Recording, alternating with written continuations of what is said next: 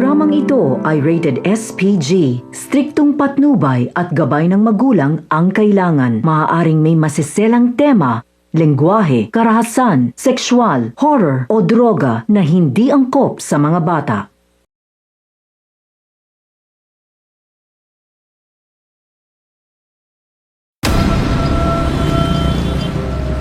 Lahat tayo lumalapit sa Diyos para malampasan ang mga pagsubok ng buhay.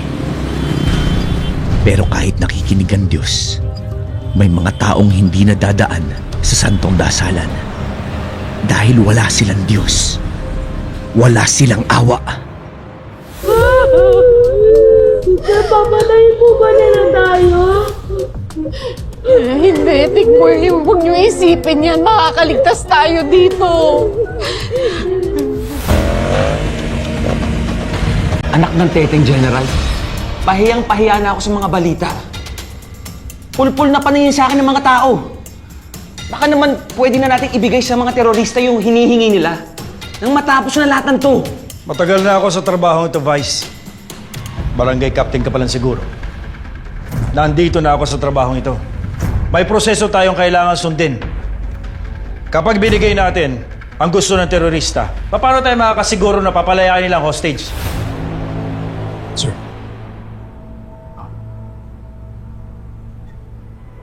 Malid na po kami.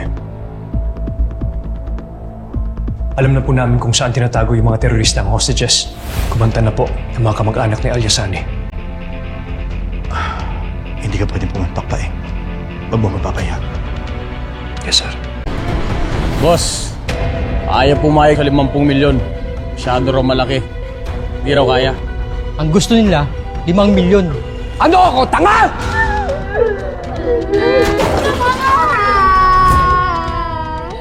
Putulan na ng daliri mga yan! Tik-iisa! Tapos ipadala nyo sa mga magulang nila. Unahin nyo to!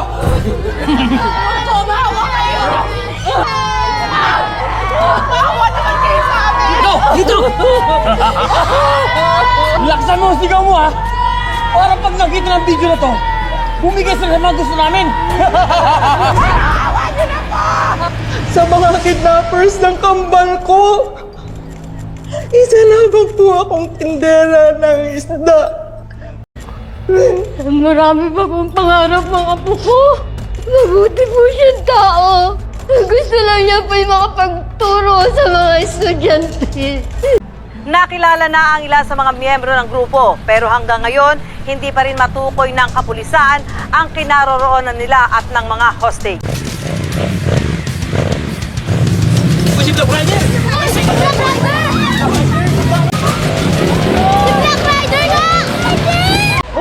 Awa niyo na po! Ano po ba kasalanan namin sa inyo? Makawalan niyo kami dito! Awa niyo na po! Tumigil kayo! Ano namin sa inyo? Sunod nyo! Handa ang ating kapulisan. Kaya sinisiguro ko sa inyong lahat na mababawi ng kapulisan ang mga hostages. At ang mga terorista naman ay makukulong. Kaya hindi na natin kailangan ang Black Rider na yan. Pero marami po ang naniniwala sa kanya. Ang anting sa kanya ng ilan tagapagtanggol siya ng Maynila.